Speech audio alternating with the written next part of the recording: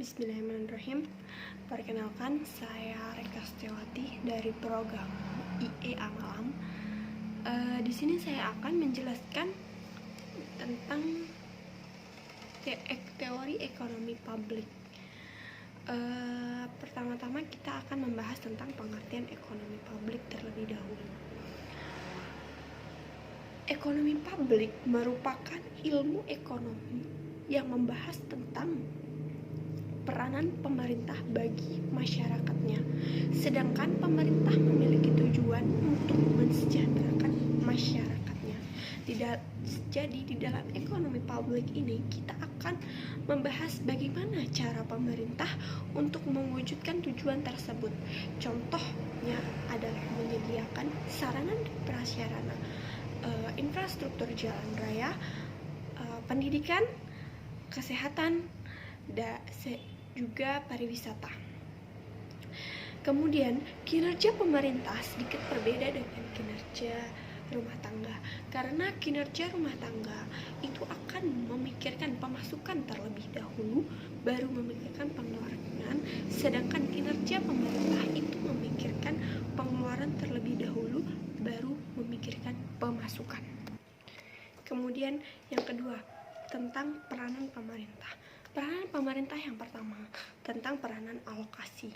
Peranan alokasi adalah merupakan peranan untuk menetapkan di mana pemerintah harus dapat memanfaatkan sumber daya ekonomi secara optimal. Sumber daya ekonomi terdiri dari sumber daya alam, tenaga kerja, modal, organisasi, dan kewirausahaan. Nah, keempat sumber daya ekonomi ini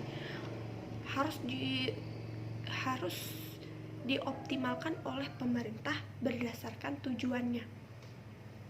Tujuannya agar berjalan dengan optimal secara efisien. Maksudnya efisien mengurangi pengorbanan dari sumber daya ekonomi ini, namun mendapat hasil yang efektif, yaitu mendapat hasil yang maksimal, mendapat hasil yang maksimal sesuai dengan tujuan yang maksimal. Kemudian yang kedua adalah peranan distribusi. Peranan distribusi merupakan peranan menyalurkan, di mana peranan menyalurkan ini untuk misal pemerintah akan memberikan penyaluran bantuan dana.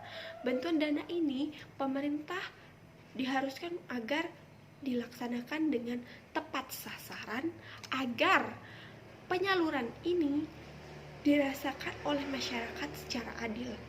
Adil seperti apa? Karena ketika pemerintah memberikan bantuan pendidikan kepada salah satu pelajar yang membutuhkan atau secara finansial ekonomi dia memang kurang sehingga dia membutuhkan, dan itu akan mewujudkan tujuan pemerintah distribusi yang adil. Kemudian yang ketiga merupakan peranan stabilitas. Peranan stabilitas pemerintah di sini bertujuan untuk menstabilkan perekonomian. Pemerintah di dalam ini berperan untuk mengontrol jumlah kemiskinan dan tingkat pengangguran. Hal tersebut bisa kita lihat dari kita bisa mengetahui dari gelombang konjuktor, di mana gelombang konjuktor ini kita gambarkan dari turun, naik ke atas, turun lagi, naik. Nah, ini permulaan kan. Nah, ini proses dari bawah atau dari bawah ini untuk naik ke atas itu dinamakan recovery. Nah, ini maksudnya misal perekonomian kita anggap dari bawah, dari nol kita naik ke atas, itu kita sebut dengan recovery. Kemudian ketika kita di atas, perekonomian kita di atas, itu dinamakan boom. Dan setelah itu kita jika kita mengalami penurunan perekonomian lagi, itu dinamakan resesi. Dan jika penurunan kita anjlok ke bawah, itu dinamakan perekonomian depresi. Dan pemerintah berperan di sini. Ketika perekonomian kita berada di perekonomian boom ini, kita harus bisa mempertahankan tingkat ekonomi pada saat boom agar lebih lama di boom, maksudnya lebih lama di atas. Dan kita apabila turun ke bawah, itu yang dinamakan resesi, itu bergerak lambat. Jadi kita kalau bisa kita stabil di atas, untuk turun ke bawah itu lambat, jangan buru-buru. Kalau buru-buru dia depresi. Kemudian yang ketiga, di sini saya akan membahas tentang teori barang swasta. Barang swasta ini merupakan barang yang dipasarkan yang dapat kita peroleh di pasar persaingan sempurna. Dan pasar persaingan sempurna terjadi tawar-menawar. Dan barang swasta ini berkaitan dengan teori kesejahteraan, di mana kesejahteraan orang lain akan menurun ketika kesejahteraan kita meningkat. Seperti ini, apabila orang membeli barang lemari, terus tetangga kita lihat kita beli lemari, pasti kesejahteraan dia menurun dong, karena melihat, aduh saya nggak punya lemari, dia udah beli lemari. Nah, terus kesejahteraan itu berkaitan lagi dengan efisiensi Pareto, di mana efisiensi Pareto adalah kondisi yang tidak mungkin untuk atau sulit untuk tidak mengurangi kesejahteraan orang lain. Dan kesejahteraan itu hampir mirip dengan eksternalitas, karena salah satu sifat barang swasta itu berkaitan dengan eksternalitas, yaitu dapat dirasakan oleh pihak ketiga tanpa bisa diuangkan, namun bisa dirasakan. Seperti yang tadi saya bilang, begitu dia beli lemari, terus kita merasakan, aduh kita nggak punya lemari, tapi kan kita nggak bisa ganti rugi kan. Kalau bisa kamu beli lemari, kamu ganti rugi ke saya, itu nggak bisa. Dan salah satu contoh negatif dari eksternalitas teori barang swasta yaitu apabila kita tinggal di bandara, kita akan merasa bising dengan suara naik turunnya pesawat, namun kita tidak bisa menguangkan hal tersebut, kita hanya disediakan klinik. Kemudian positifnya dari barang swasta yaitu misal saya memiliki taman di depan rumah saya bisa dinikmati oleh orang lain tanpa harus menguangkan, nggak harus bayar untuk melihat taman saya.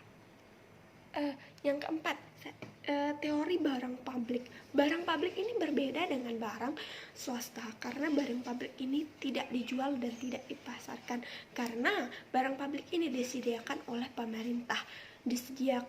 pemerintah dari dana pembayaran pajak, kemudian dapat dinikmati secara merata oleh masyarakatnya, meskipun masyarakatnya tidak membayar pajak.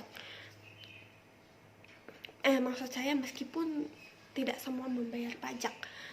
Kemudian hal itu berkaitan dengan tujuan pemerintah mensejahterakan masyarakatnya dengan memanfaatkan dana pajak secara maksimal. Namun akibat adanya barang publik ini, pemerintah harus memikirkan pengeluaran tiap tahun itu, pengeluaran mereka harus meningkat, sedangkan pemasukan mereka belum tentu meningkat dari pembayaran pajak tersebut.